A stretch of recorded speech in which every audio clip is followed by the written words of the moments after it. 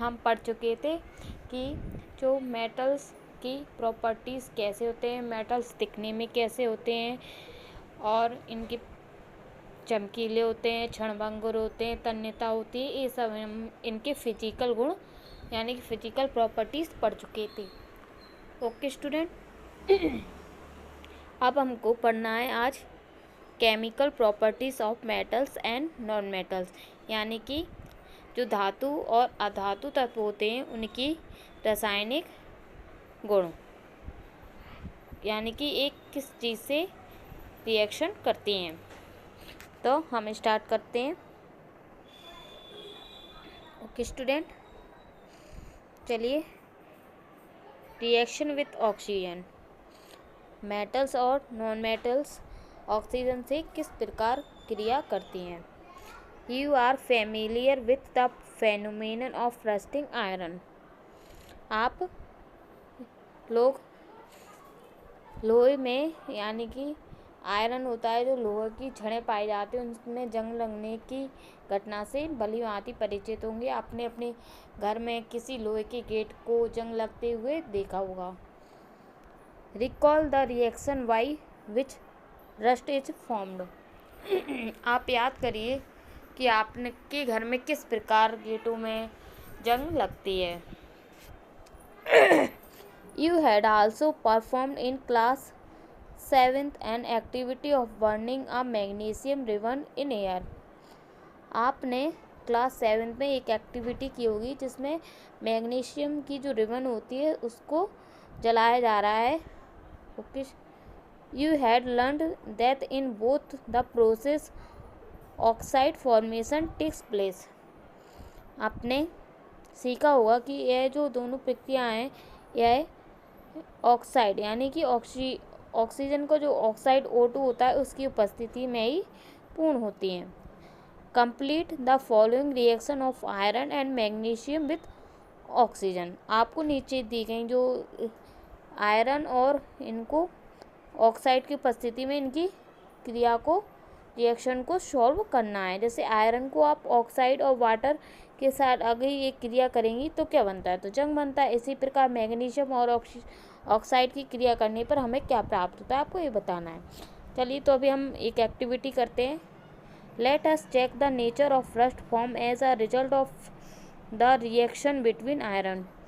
हमको जो रस्ट जंग लगने की प्रोसेस को आयरन की जो छड़ रहती है या उसका पाउडर उसको ऑक्सीजन यानी कि ऑक्सीजन की उपस्थिति में और जल की उपस्थिति में किस प्रकार रिएक्शन कर रहा है देखना है।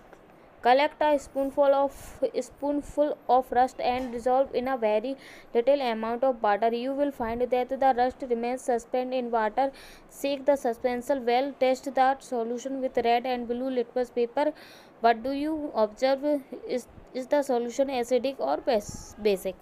आपको क्या करना है, एक रस्ट का पाउडर लेना है जिसको एक परख नली होती है, ट्यूब होता है, उसमें घोलना है और थोड़ी देर के लिए छोड़ना है और चेक करना है कि यह रेड होता है या नहीं होता और इसका जो नेचर एसिडिक रहता है या बेसिक रहता है यानी कि अम्लीय होता है या क्षारीय होता है।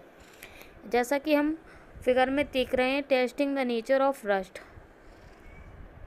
Here are reaction activity. इसमें हमने ये ली रेड रस्ट जिसको इसमें घुलाया और इसको रेड लिटमस पेपर पर डाला और इसकी ये रिएक्शन चेक किया हमने।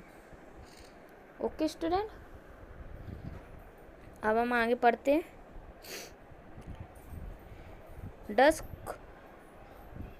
Copper also get rusted? I have seen a greenish deposit on the surface of copper vessels.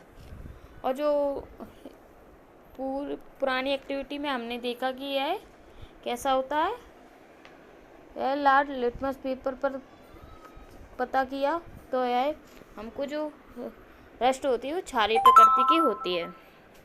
और क्या आपने सोचा है कभी कि क्या कॉपर में भी जंग लगती है? नहीं, तो कॉपर में आपने देखा होगा जंग नहीं लगती क्योंकि कॉपर के जो तांबे के बर्तन रहते हैं वह अक्सर हरे हरे हो जाते हैं। When a copper vessel is exposed to most air for long, it acquires a dull green coating. The green material is a mixture of copper hydroxide and copper carbonate. The following is the reaction: copper H2O CO2 plus O2 oxide equal to, reaction क्या हो, CO copper hydroxide बना और copper carbonate बना। Okay student, now recall the activity of burning magnesium ribbon. The ash obtained on burning magnesium ribbon is dissolved in water and tested for its acidic and basic nature. Is the solution acidic or basic? How do you ascertain this? You must have observed the red litmus turns blue. So oxide of magnesium is also basic nature. In general, metallic oxide are basic nature. Let us now observe the reaction of non-metals with oxygen. Student, आपने देखा कि जो ribbon होती है magnesium की वह एक basic nature की होती है। ओके स्टूडेंट, और जो रस्ट भी होती है वो भी बेसिक नेचर की होती है। अब नेक्स्ट क्लास में हम ये वाली एक्टिविटी देखेंगे। आज की क्लास के लिए इतना ही। अगर आपको वीडियो अच्छी लगी हो तो लाइक करें, अधिक से अधिक शेयर करें। कोई डाउट हो तो कमेंट में पूछ सकते हैं और चैनल को सब्सक्राइब जरूर करें। Thank you student.